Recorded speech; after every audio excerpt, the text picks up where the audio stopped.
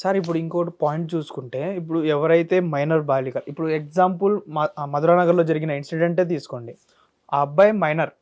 అతను rental car తీసుకొని ఒక 50 ఏళ్ల పెద్దాయన్ని గుద్ది చంపేయడం అనేది జరిగింది. దీన్ని ఎలా చూసుకోవచ్చు సార్ మనం? అంటే ఇప్పుడు తెలిసి తెలియక వీళ్ళు ఇళ్లలో చెప్పకో కార్లు తీసుకొనొస్తారు. ఇలాంటప్పుడు వీళ్ళు మైనర్‌లవుతారు. అంటే ఎగ్జాక్ట్‌లీ ఇంకోటేందంటే పేరెంట్స్‌కి ఎలాంటిదైనా అంటే జైలు శిక్ష గానివ్వండి, ఇలాంటివేమన్నా పడతాయా వాళ్ళ మీద? ఇప్పుడు మైనర్స్‌కి వెహికల్స్ ఇవ్వడం అనేది చట్టరీత్యా నేరం. నేరం. దానికి సంబంధించి తల్లిదండ్రులు కావచ్చు, అదే మీరిచ్చారనుకోండి మీకు కావచ్చు, నేనిస్తే నాకు కావచ్చు. సో, ఎవరైతే గనక మైనర్ అని తెలిసి వాహనాన్ని ఇచ్చి ప్రమాదం జరుగుతది, అది చట్ట వ్యతిరేకం అని చెప్పి తెలిసి కూడా వాళ్ళని ప్రేరేపిస్తారో నేరం చేసే విధంగా, వాళ్ళకి కూడా శిక్ష అనేది ఉండటం జరిగింది. 105 బిఎన్ఎస్, అదేవిధంగా మోటార్ వెహికల్ యాక్ట్ నెగ్లిజెన్సీ కింద చేయడం జరిగింది. అదే మైనర్స్ అయితే కనుక జేజే యాక్ట్. సో ప్రతి దానికి కూడా క్లియర్గా చట్టంలో సెక్షన్స్, చట్టాలు అనేది పొందుపరచడం జరిగింది. ఈరోజు మధురానగర్ సంఘటన మనం చూసుకున్నా, ఆంధ్రాకి సంబంధించి సీదిరి అప్పలరాజు గారి శ్రీకాకుళంలో సిదిరి అప్పలరాజు గారికి సంఘటన చూసుకున్నా, వాళ్ళ కొడుకుకు సంబంధించి. అదేవిధంగా నవ్వేడేస్ తరచుగా మనం రోజు పేపర్లలో చూస్తున్నటువంటి విషయం సందర్భం ఏంటి అని అంటే కనుక మైనర్స్ ఎస్పెషల్లీ డ్రైవింగ్ సంబంధించి బాగా లాస్ని వైలేట్ చేస్తున్నారు. వాళ్ళు ఈ క్రైమ్స్లో ఇన్వాల్వ్ అవుతున్నారు. దీనివల్ల ఏం జరుగుతుంది అని అంటే కనుక ప్రధానంగా మధురానగర్ సంఘటన మనం తీసుకున్నట్లయితే కనుక రెంటల్ కార్ అనేది తీసుకోవడం జరిగింది. రెంటల్ కార్ తీసుకున్నప్పుడు ఆ నిర్వాహకులు ప్రాథమికంగా చేయాల్సిన పని ఏంటి? ఆధార్ కార్డు, ఎస్, ఇంకా లేదంటే అతని identity driving licence, right, driving licence, original driving licence చూడాలి, ఆధార్ కార్డు చూడాలి. ఇది చూస్తే ఏం జరుగుతుంది? వాడు మైనరా మేజర్ అని తెలుస్తుంది. డ్రైవింగ్ లైసెన్స్ ఉంటే కనుక అతనికి సామర్థ్యం ఉందా లేదా అని చెప్పి తెలుస్తుంది. అది 2 వీలర్ లైసెన్సా, 4 వీలర్ లైసెన్సా అని చెప్పని. అదేవిధంగా ట్రావెల్కి సంబంధించి హెవీ ట్రక్ కోసం XYZ దాంట్లో క్లియర్గా పొందుపరిచి ఉంటుంది. కానీ ఇవేమీ చూడకుండా కార్లు ఇచ్చేస్తున్నారు అని అంటే కనుక ఏం జరుగుతున్నట్టు సమాజంలో?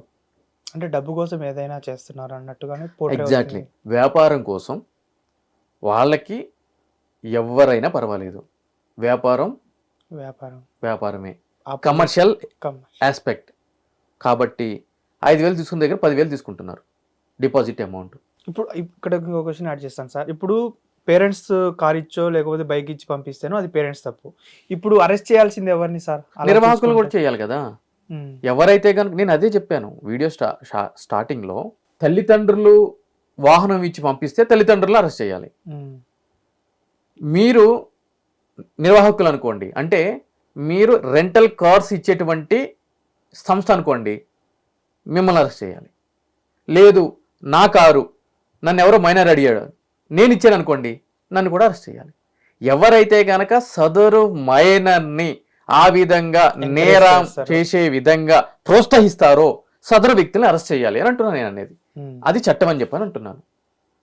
సో కాబట్టి మధురానగర్ సంఘటన తీసుకుంటే కనుక ఎవరైతే కనుక కార్స్ ప్రొవైడ్ చేశారో, రెంటల్ కార్స్ ఉన్నారో, ఆ సంస్థ నిర్వాహకుల్ని కూడా అరెస్ట్ చేయాలి అని చెప్పి నేను అంటున్నాను. ఎందుకు అని అంటే కనుక without their being any proper proofs vehicle ఇచ్చారు కాబట్టి, దానివల్ల ఒక నిండు ప్రాణం బలైపోయింది. మిగిలిన వాళ్ళు హాస్పిటలైజ్డ్ అయ్యారు కాబట్టి, వాళ్ళ కుటుంబాలు రోడ్డున పడినాయి కాబట్టి. సో కాబట్టి ప్రతి ఒక్కరు ఇక్కడ ఆలోచించాల్సిన విషయం ఏంటి అని అంటే కనుక కొడుకుల మీద, కూతుర్ల మీద ప్రతి ఒక్క తల్లిదండ్రులకి ప్రేమలు ఉంటాయి. దాని అర్థం ఏంటి అని అంటే కనుక వాళ్ళ చేతికి వాహనాలు ఇచ్చి పక్కింటి కుటుంబాలను రోడ్లు పడేస్తే మాత్రము ఒప్పుకోదు. అది సమాజము ఏమాత్రం సహించదు. మీ ప్రేమ అభిమానాలని మీ ఇళ్లలో పెట్టుకోండి. పిల్లల మీద బయటికి వదిలిపెట్టి కార్లు, 2 వీలర్స్ ఇచ్చి, స్పోర్ట్స్ బైక్లు ఇచ్చి వీళ్ళని గుద్ది, కొన్ని సందర్భాల్లో ఏం జరుగుతుంది అని అంటే కనుక వీళ్ళు కూడా ప్రమాదానికి లోనే చనిపోవడం జరుగుతుంది, పిల్లలు కూడా. అది కూడా మీకు ఇబ్బంది. అవును, ఎందుకంటే ఎంతో ప్రేమగా ఆప్యాయంగా పెంచుకునేటువంటి పిల్లలు ఈ విధంగా ప్రాపర్ మెజారిటీ రాకోకుండా, డ్రైవింగ్ లైసెన్స్ లేకుండా, ఏమాత్రం అవగాహన లేకుండా నడపడానికి వెళ్తున్నప్పుడు వాళ్ళ ప్రాణాలు కూడా గాల్లో కలిసిపోతాయి. మనందరికీ తెలిసిన విషయం కదా, ఎంతోమంది ప్రముఖులు పిల్లలు ఈ విధంగా రోడ్డు ప్రమాదాల బారిన పడ్డారు. అవును, ఎగ్జాక్ట్లీ. అజారుద్దీన్ గారి కొడుకు, కోమటిరెడ్డి వెంకటరెడ్డి గారి సన్ను, అదేవిధంగా కోటా శ్రీనివాసరావు గారి సన్ను కొడుకు, బాబు మోహన్ గారి. సో ఇలా చెప్పుకుంటూ పోతే కోకోలు, హరికృష్ణ గారు, వీళ్ళందరూ కూడా రోడ్డు యాక్సిడెంట్లో చనిపోవడం జరిగింది. అవును, ఎగ్జాక్ట్లీ. అంటే ఏదో ఒక తెలియని అంటే చికిత్స లేనటువంటి ఒక మహమ్మారి, ఒక జబ్బు వచ్చి చనిపోయారనుకోండి, అది విధిరాత అని అనుకోవచ్చు. అంతే. చేతులారా మనము మన కళ్ళ ముందు మనమే వాళ్ళకి వాహనాలు ఇచ్చి వాళ్ళని ఎంకరేజ్ చేసి తద్వారా వాళ్ళ యాక్సిడెంట్లో చనిపోతే ఇది ఎవరు తప్పిదం? సో అదేవిధంగా దీనికి ఇంకో ప్రధానమైన కారణం కూడా ఉంది. మైనర్స్ని పబ్స్లో కానీ బార్ అండ్ రెస్టారెంట్లో కానీ అనుమతించకూడదు అని చెప్పి క్లియర్గా లాస్ ఉన్నా కూడా ఈరోజు అన్ని రెస్టారెంట్లు, అది ఇది అని కాదు, అన్ని రెస్టారెంట్లు కూడా, బార్ అండ్ రెస్టారెంట్లు, పబ్స్ మైనర్ని లోపలికి అనుమతిస్తున్నాయి. వాళ్ళు మద్యం తాగే విధంగా ప్రోత్సహిస్తున్నాయి. దీనికి సంబంధించి అప్పుడప్పుడు ఈ పూరి జగన్నాథ్ గారి డైలాగ్ ఉంటుంది, వినాయకుడు నేను ఉన్నా అని చెప్పి ప్రూవ్ చేసుకోవడానికి అప్పుడప్పుడు పాలు తాగుతూ ఉంటాడని చెప్పని. పోలీసు శాఖ, ఎక్సైజ్ శాఖ, ఈగల్ టీం వారు కూడా అప్పుడప్పుడు మేము ఉన్నాము అని చెప్పి ప్రూవ్ చేసుకోవడానికి అప్పుడప్పుడు రైడ్లు చేస్తూ ఉంటాయి, చేసి కేసులు బుక్ చేస్తూ ఉంటాయి. కుక్కట్పల్లిలో కూడా డీసీపీ గారు ఉమెన్ అయ్యి ఉండి సర్ప్రైజ్ విజిట్ చేసి కుక్కట్పల్లిలో పబ్ మీద కేసు రిజిస్టర్ చేయడం జరిగింది. దాంట్లో కూడా మైనర్ని అనుమతిస్తున్నారు లోపల అని చెప్పి ఆవిడ ఫైండ్ అవుట్ చేయడం జరిగింది. దాని తర్వాత సిటీలో ఎన్ని పబ్స్, ఎన్ని రెస్టారెంట్స్లో మైనర్స్ ఉంటారు. పేరెంట్స్తో కలిసి పిల్లలు, చిన్న చిన్న పిల్లలు, ఎంత పిల్లలు, 2 months, exactly 3 months, 1 year, 2 years, up to 18 years వరకు, అంటే మైనర్గా ఉన్న వాళ్ళందరూ కూడా వీటిలోకి వెళ్ళటం జరిగింది. వాళ్ళు పక్కనే ఉంటారు, మందు తాగుతూ ఉంటారు పక్కన, వీళ్ళు అటు ఇటు తిరుగుతూ ఉంటారు. మీరు ఎన్ని బార్ అండ్ రెస్టారెంట్, ఎన్ని పబ్, దేనికైనా వెళ్ళండి, లిక్కర్ సర్వీస్ చేసే ప్లేసులకి పిల్లల్ని అనుమతిస్తున్నారు. క్లియర్గా ప్రొహిబిషన్ ఉన్నప్పుడు ఆ విధంగా ఏ విధంగా అవుతుంది? ఏం జరుగుతుంది? వాళ్ళు కళ్ళ ముందు చూసి తండ్రి తాగుతూ ఉంటాడు, లేదంటే కనుక వీళ్ళు తాగకుండా పోవచ్చు, పక్కన ఉన్న వాళ్ళు తాగుతూ ఉంటారుగా, వాళ్ళు చూస్తూ ఉంటారుగా, అదేదో మేము కూడా తాగితే బాగుంటుంది అని చెప్పని పిల్లలు కనిపిస్తుందిగా. మా మమ్మీ డాడీ తాగుతున్నారంటే అది మంచిదేమో, అది మేము వాళ్ళు కూడా తాగేస్తే అంటూ ఉంటారుగా. ఇప్పుడు ఇంట్లోనే మీరు ఎవరైనా సరే ఒక అన్పార్లమెంటరీ లాంగ్వేజ్ ఫోన్లో మాట్లాడితే ఇమ్మీడియట్లీ పిల్లలు దాన్ని క్యాచ్ చేసి వాళ్ళు మాట్లాడుతూ మొదలెడతారు. ఎగ్జాక్ట్లీ అంతేగా. అంతే. మీరు ఏ విధంగా బిహేవ్ చేస్తారో మిమ్మల్ని చూసి పిల్లలు అదే విధంగా బిహేవ్ చేస్తారు.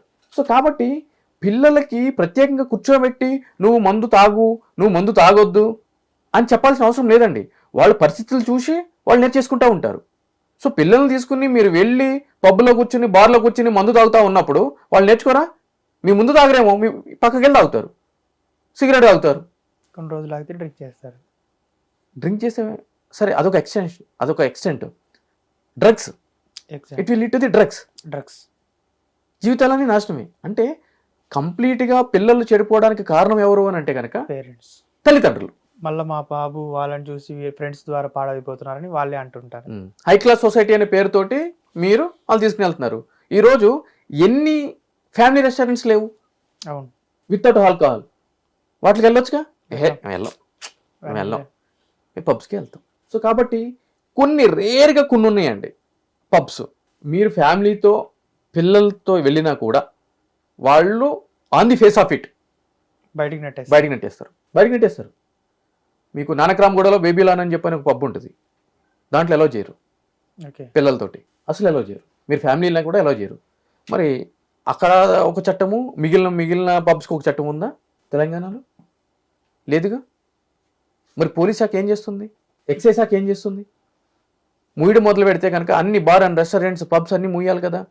కానీ మైనర్లు ఈ విధంగా పబ్స్లోకి, రెస్టారెంట్లోకి, బార్ అండ్ రెస్టారెంట్లోకి వెళ్తున్నారు అని అంటే కనుక వీళ్ళందరూ కూడా మామూళ్ళ మత్తులో ఊగుతున్నారనే కదా. మీరు అన్నట్టుగా ప్రభుత్వాలన్నీ క్లోజ్ చేసేస్తే నష్టం ఎవరికి జరిగేది?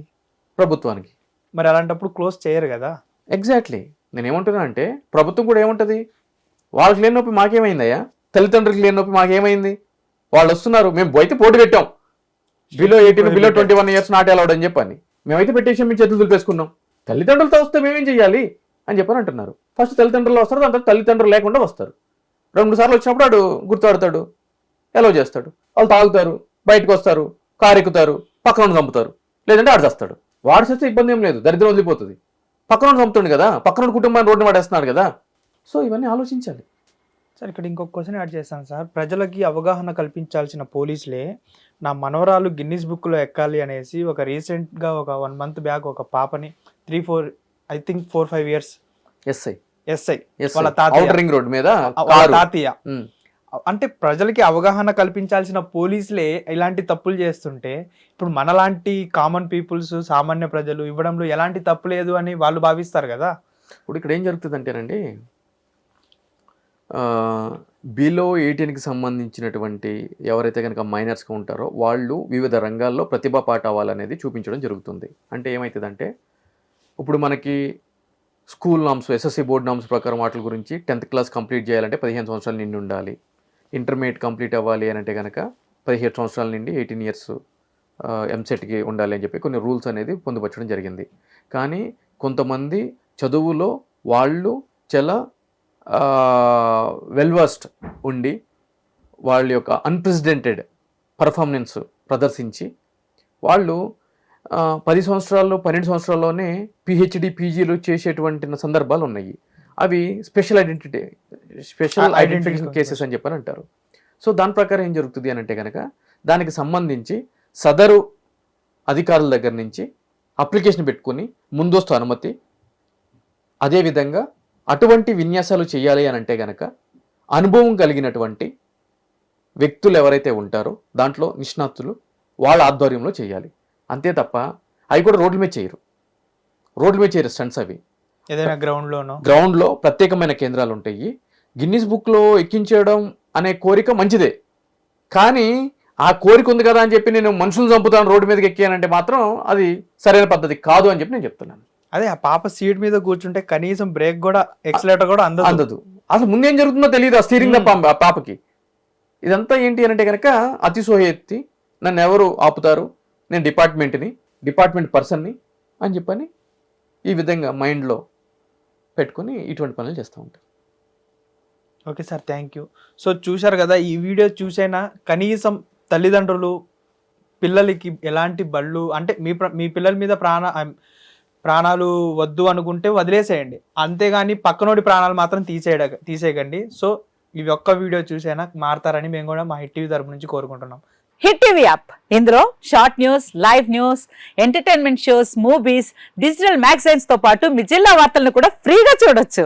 ఇంకెందుకు ఆలస్యం, వెంటనే హిట్ టీవీ యాప్ ని డౌన్లోడ్ చేసుకుని ఫ్రీగా ఎంటర్టైన్మెంట్ పొందండి. Hit TV app. Hit TV app. Please download hit TV app. Hit TV app ని ఫ్రీగా డౌన్లోడ్ చేసుకొని ఎంజాయ్ చేయండి. మీకు నచ్చిన ఎంటర్టైన్మెంట్ కోసం హిట్ టీవీ యాప్ ని ఫ్రీగా డౌన్లోడ్ చేసుకొని ఎంజాయ్ చేయండి. హిట్ టీవీ యాప్ ని డౌన్లోడ్ చేసుకుని ఆస్వాదించండి, ఆశీర్వదించండి. ఇంతమంది సెలబ్రిటీలు హిట్ టీవీ యాప్ ని డౌన్లోడ్ చేసుకోండి అని చెప్తున్నారంటే ఎంత మంచి యాప్ ఆలోచించండి.